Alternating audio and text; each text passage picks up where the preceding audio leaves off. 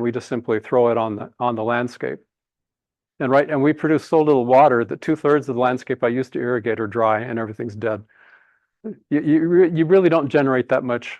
You do generate waste, but it's not too salty to use for vegetable gardens, rose gardens, lawns.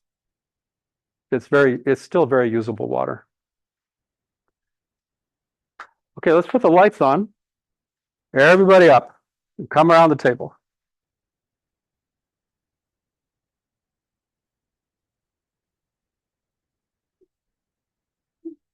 There, lights. And you all should drink the Coca-Cola so you don't fall asleep. Okay, we've been talking about a term called EC, and that means electroconductivity. And this is a measurement, just like miles per hour gives you the speed that your vehicle is moving. Yeah, that's fine. You can come behind me as well. Just come around here and we'll have some show and tell, and I'll have some of you do some things here. But if you're going to grow a plant, you just don't do it because grandma told me to water it when. You can measure everything: light, humidity, salt levels, nutrients. And if you know the basics, you will never, ever fail. It's just so simple. And one reason why we're better growers in San Diego than a lot of places is we're too hot, we're too dry, we're not humid enough, and our water's crap. So that means to keep anything alive, we're all consciously aware that water is precious, our water isn't good, we have to make it work because we like living here. I don't know why we can't afford to live here, but here we are. So light is an easy one. This is a light meter. They don't cost that much. I think this is a $59 model. It might be $89. Where do you get those at? Just online, anywhere. You go to Amazon and look up light meters, and you find them, and you see a number there. Mm-hmm. What does it say? 34. 34, 36 point. Okay, and no, this is foot candles. You can use lux. The difference between the two is just a factor of multiplication. You divide by 10, stand on your foot and multiply by 2 or something. But it's just linear. I've always used foot candles, which is the old English lumens, the way you measure, foot candles. How much light is coming from one candle if you're 1 foot away? So this is a dark room. This is, it has different settings, so you can measure it. Full sun is 15,000 in summer in San Diego. Winter full sun is maybe 10,000 foot candles. Venus flytraps need at least 3,000 foot candles, and they certainly will grow in full sun anywhere in San Diego. So they will take all the way to full sun, assuming you have the water and the humidity right. But if you're not sure or you're growing inside, just get a light meter. And then you can, you just put this at the same level your plant is and then read what the number is. This way, if you're talking to anyone else anywhere in the world, you're talking the same language. So that's very simple, and that's straightforward. The kind of cute thing is, any of you with a cell phone, you have a light meter in your pocket. There is an app now. It's not very accurate, but if you're used to not doing anything, it will get you in the ballpark of what the light levels actually are. Anyway, they're free. You just get ads and your email is compromised. Oh, there are many. Just look up light meter. I got two. There's photon and light meter. Yeah. Are they anywhere close to each other?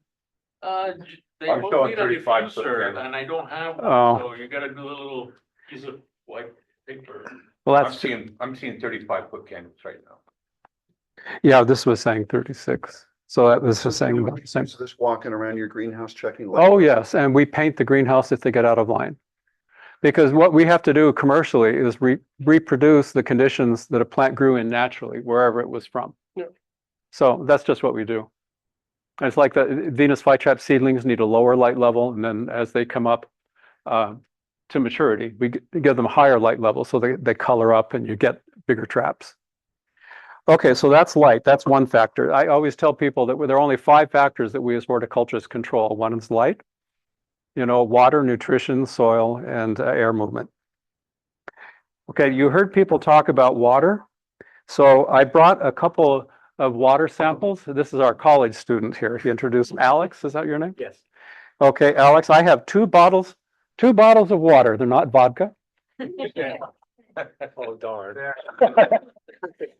So which one's saltier? Which one is appropriate for your new Venus flytrap, and which one would kill it?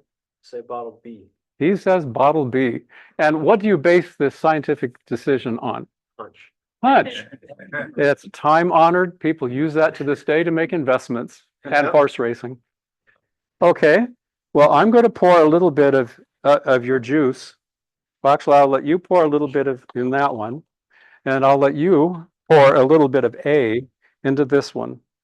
That's enough. Don't overdo it. Okay, a little more, a little more, a little more. I want it at least 3/4 of an inch deep. A little more. There you go. Okay. Okay, so this is, you said B was your favorite one. Well, how do you know it's salty? Because you can't see it. So what you do is you measure it. There are different ways that EC, your phone can't do this one yet. The whole theory on salt measurement is you have two electrodes, positive and negative, come from the battery. And if you put them in distilled water, there's no electricity moving between them. But if there's any salt at all, like sodium is one type of salt, magnesium, ammonium nitrate, these are all salts. They have a positive side and a negative side. Well, if you have those in solution, a little bit of electricity can start moving through the water. And the saltier it is, the more electricity can move across. And so in this particular one, you see that little needle? It starts to move when I push the red button. What that is that this is the calibration setting for this Myron L EC meter, electroconductivity, that's made in Carlsbad, California. This model right now is it's almost $300 now. They've become expensive. We no longer use these, but they're certainly laboratory quality. And this is what we always used to use. They were just a pain to have to carry around. So when you want to measure your water sample, you fill it in here, and there's a little metal, see a little piece of silver in the bottom? There are two electrodes in the bottom, and so the water covers both of them, and it just measures the current in between them. And so the number changes. I haven't used this for so long, I don't know, it's filled with cobwebs. You can't see anything. This is your 1595 model that comes from China, and they're sold by the container load. So even if it only lasts 3 months, throw it away and get a new one. This one has both pH and you see the two prongs? The two prongs are for power, and the little round dot is for pH. It's like a little round glass thing. You all have seen these before? You know what they look like? And it's those two little probes. So now we're going to power this up on. Oh, it turned green. And now it's in the parts per million settings. I'm going to change it to microsiemens per centimeter. Microsiemens and millisiemens is the EC reading setting. Parts per million is another useless term that you'll hear a lot of water people and experts throw around as if it means something. Parts per million technically is the pounds of a certain element in 1,000 parts of water, by 1,000 pounds or grams per grams. And nobody ever measures that. What they do is they use an EC meter, and the meter does a conversion to parts per million. So it's a made up number, but they talk about it as if they've been sitting in their laboratory measuring grams of calcium bicarbonate and magnesium, or they'll charge you for such services. Okay, now take this, tip it to the side, and submerge it up to the, and now what does it say? Now keep it in the water. Don't leave, can't lift it out. 25. 25. Okay, let me be sure I got the right setting. Is it flashing microsiemens, the Greek U? US percent. Okay, that's microsiemens. That's a very low concentration. Okay, now put it down, and now hand the meter over to our trusted. Clear? No. Actually, we might have to put clear. It's a cheap one. Okay. Here, let me. Okay, try again. Okay. 640? 640. And it's turned red. I think that means my battery's about to die. Okay, so this one said 25. Correct. And this one says 640. This one has the feature when you take it out of the water, it records or it holds the last number. Okay, so this one, just by doing simple math, this one's close to 30. This is like 20 times saltier, isn't it? This is our drinking water. Normally, that's a little on the low side. It may be because the battery is off. This type of meter is just going to be more accurate because our water, believe me, the water district doesn't want to spend any extra money giving better quality water than they have to. Recycled water is very salty, so they dilute it with Northern California water to bring it down to an acceptable level. Colorado River water is sat behind 4 or more reservoirs, evaporating each reservoir, picking up desert salts as it runs across every riverbed. It's very salty. On the other hand, the Vista Irrigation District has Lake Henshaw up above by Lake Palomar, and that's snowmelt. That is like as good as rainwater. So what they do is all these water districts, they take the good water and they blend it with the saltier water until they come to 0.9. Well, to grow carnivorous plants, we want 0. 25 is not bad. 25, and that's microsiemens. That's an extremely low amount of salts. That would be in millisiemens, it would be 0.002. So when you're dealing with these very low salt levels, you'll never burn the plants. So get one of these, play with it, and you'll see. Okay, now. One quick question where you move on. A little more on the parts per million. That's completely useless. There's no relative value. It for doesn't tell you ppm. what the parts are. It's just anything that could be mixed in, dust, minerals. Oh, so it could be dust as well. Okay. It could be anything that's in the water. Anything dissolved. Yes, it's not precise, but on carnivorous plants, it doesn't really matter because, we want nothing, or orchids for the same reason. Okay, so microsiemens is a different calibration, but you're No, getting this value from the same. No? Well, yeah, It measures microsiemens per centimeter is the physical unit, it measures conductivity. Mhm. Then it's calibrated to translate that into ppm, and that's bogus because it depends on the salt solution. it's just a multiplication factor, but it puts you in the ballpark. Sometimes we don't need to be anal retentive about knowing all of these details because we just need to know, is it clean or not? And if it gets us like 90% of the answer, our plants are going to grow. One more advice on these little meters, spend extra $5 and get a calibration solution. I've seen it countless times that Orchid Society members were completely off in their calibration and tell me, well, my water is half as salty by tap water as yours. Well, why don't you come up here and then show them, look what I have here. What does it say? Activity test. Solution. What number? 1413. Yeah. And you see that funny U? That's microns. Yeah. So this solution is already, it's a stock solution. The laboratories make, you can buy this for like $5 on Amazon. So this is a 14.1413. Why don't you come on up and then let's see how accurate our little meter is. Hey. So we're going to, oh, look, it's clear. Vodka again. Is this? Yeah, you clear, did you push clear? Oh, 478, but it's on ppm hardware. Oh, you have to change mode. Just Mode. push the mode button. Oh, the mode, okay. Yep, now we're on microsiemens. 1,000, so 30% off. Yeah, these are cheap. Yeah. And so this one is 30% off, but we know that it's 30% off. Cannot calibrate this. No, this one cannot be calibrated. If you paid $10 more, they have a screw on top that you can use once, and you try it the second time, it snaps, and then it doesn't work, and you still have to buy another one. These work, but each time you have them fixed in Carlsbad, it's another $150 charge for their laboratory people to touch them because they all pay rents in San Diego. You know, the Amazon actually has waterproof ones that are maybe 1 or 2 steps up from there in the $40–50 range. I highly recommend those. They really last. And plus, you leave those cheap ones in the greenhouse and you water. They're dead. Well, let me tell you, my employees have destroyed plenty of these too. My employees are really wonderful. Well, now they're almost 300. But of course, they've destroyed my pickup trucks and other things. None of my employees here today, right? So Oh, great.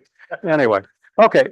Now, the other thing you're going to hear people talk about in carnivorous plants, they want, okay, what do carnivorous plants need? They want rainwater. Rainwater has nothing in it.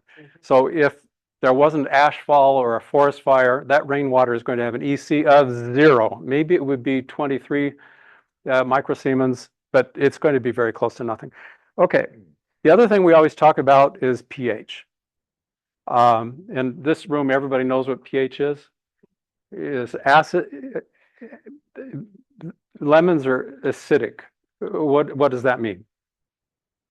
pH 6, 5. Lemons are more like pH 3, I want to say. Keep going down. 2? Yeah, lemons can be as low as pH 2. One time I had someone say, "Oh, you don't just dump that water on your lawn after testing it, do you?" And I said, "It's pH 5. It's acid." And I said, "Do you ever dump a lemon juice on your yard? That's pH 2, or 2.5. A lot of things in nature are acidic. Yep. But where the carnivorous plants all around the world have evolved is areas of high rainfall where there isn't nutrients. Wherever you have high rainfall, you have acidic soil chemistry. Iron oxidizes, it turns yellow. You're yellow, whereas in a dry climate, an alkaline climate, the soils become red. Different chemicals have different reactions depending on the acidity. But where there's high rainfall, you're going to find acid soils. Well, how much acidity does a Venus flytrap want? How much acidity does your pitcher plant want? Under 7. As little as possible. Under 7 to 5, what? 4.5 is 1. Anybody over here have any ventures? Well, you want to duplicate wherever they came from. And so I went myself when I was in that younger body in the green swamp. I took my water sample and I had it sent to a laboratory in Santa Ana. The pH of the soil is 5.5. So the ideal pH for any Venus flytrap, and I've verified this by experiments I've done over, you can see I've been doing this for decades. 5.5 is a very good pH for almost all the American carnivorous plants. And what happens to be the pH of peat moss in Canada? 5.5. What a coincidence. They've evolved with the peat moss on the same planet and continent. It's not really so surprising, is it? But when you start to put these very basic, seemingly obvious things together, it makes you a better grower. So there's nothing wrong with using straight peat because you don't have to modify the pH. It's already there. And if you use distilled water, it won't change the pH. Distilled water has nothing in it. So you're holding the pH that's natural to peat moss, and it stays there. How do you measure the pH of your soil? Well, funny you should mention that. Step right up. Now we're going to measure the pH of soil. I happen to have 2 bags here. And what do they say? Peat and perlite. Oh, but one is A and one is B. Okay, what do you suppose the pH of these is? Why don't you put it to your forehead? Can you tell? Communing with it. Okay. Oh, he's touching it on the bottom. What pH did you get from it by touching it? I'm gonna go with 7. Okay. Well, they look kind of a lot alike, don't they? And so far, our 2 diviners, one using hand and one using forehead, have divergent opinions about what it might be. Oh, and just for fun, in case you doubters have any question, I brought a sample of peat moss, Canadian peat. Okay, so how do you do that? You want to know the standard laboratory way of testing pH in soil is to make a slurry. And the way you make the slurry, and you hold it for 20 minutes, you add distilled water to your soil sample, and you put it in a paper cup and you bring the water, distilled water, just right up to the level of the soil till it glistens. And then after 20 minutes, whatever dissolves, dissolves, and you read that with your pH meter. So here, and what some of the laboratories do is they'll put it through Buchner funnels and filters, and they will get a very clean. I didn't bring a coffee filter. I probably could have. Okay, this is sample. This is your sample A. Okay. Well, I think these are pieces of trash. You might get one good reading pH that might be close, but unless you're calibrating it with a pH solution, you're really going to be at guessing. I recommend any type of litmus paper. Each test costs maybe a nickel. I'm going to take one out. This one has multiple tests on one test strip. I brought 3 different types here, and I'm going to give 2 away today. So now you just dip this into the water and you match it up. Okay, what is this reading? What does this match? No, you read it instantly. What does this look the most like? 4. Yeah, somewhere between 4 and 5, isn't it? Where the color. I like. Can you all see how that reads between 4 and 5? Yeah. This is important. I want you all to see. See how it reads? See why they think 4 and 5? And I know you've already seen these. I don't know what you do, but you know what this is. You've seen it. Okay. Oops, sorry. Those are the same as like the corium test strips, right? And any brand, it doesn't matter. It's just they have expiration dates, and so don't use them beyond, because then as bad as or inaccurate, you can see it looks a lot like 4, doesn't it? That the top one and then the other 3 match. When you have multiple colors like this, it just takes some of the guesswork out. You've seen this.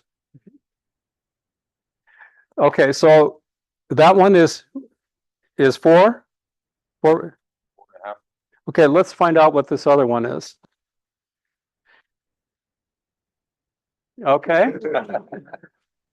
I'm going to just squeeze some of this water out.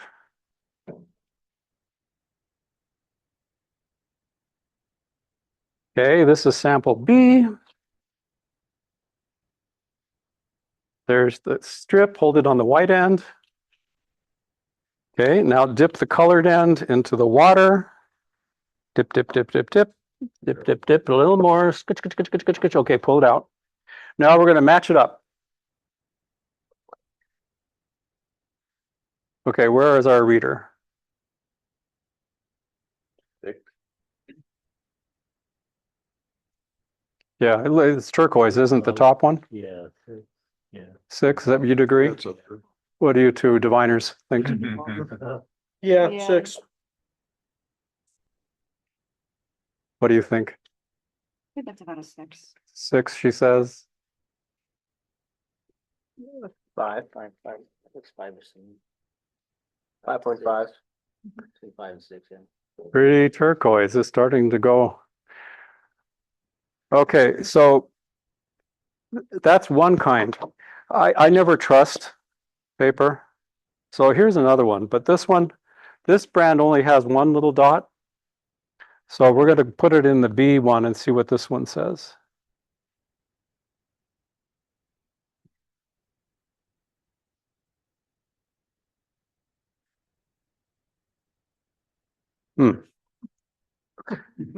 This one is just wrong. Don't you love that? No. So how do I know it's wrong? Stock solution. This is pH 4. So I'm going to pour a little bit here. Now we're going to take the same one that I just didn't believe. And it starts out kind of a pale orange. Let's see what color it turns.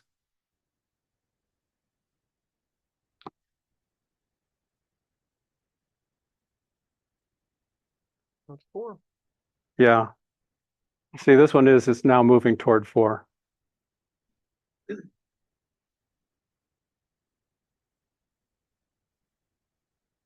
So let me see what else. Oh, here's another solution. Let's see, I'm running out of, anybody have a paper cup? No? Oh, that's true. I could use the lid. I'll just pour it in the lid. Who wants to, I'll let you put this one in. Here you go. Here's Coca-Cola.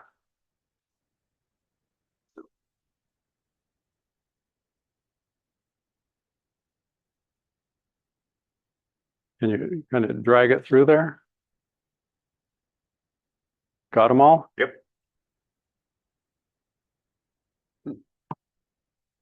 And then we'll match it up. What does it say? It's like 3 to me. 3. Yeah. So the most acid solution that we have on the table is the Coca-Cola.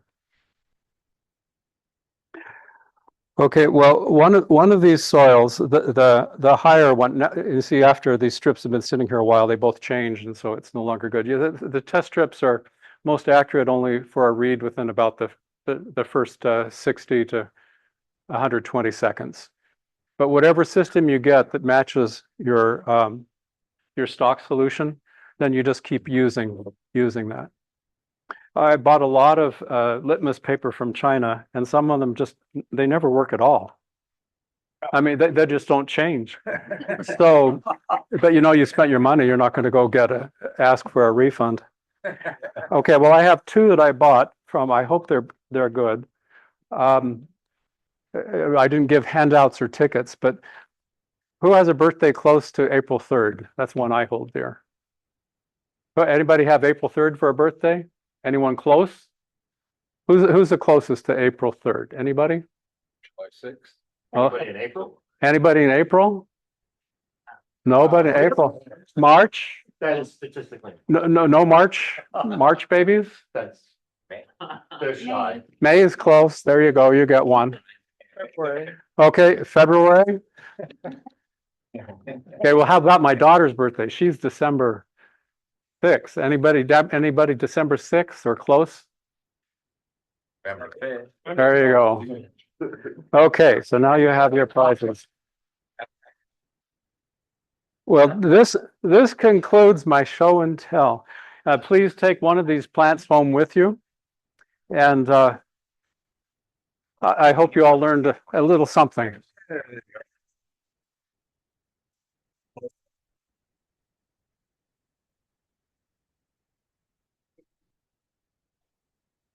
What do you consider as a Oh, they're both fine. I cleaned these myself. Yeah.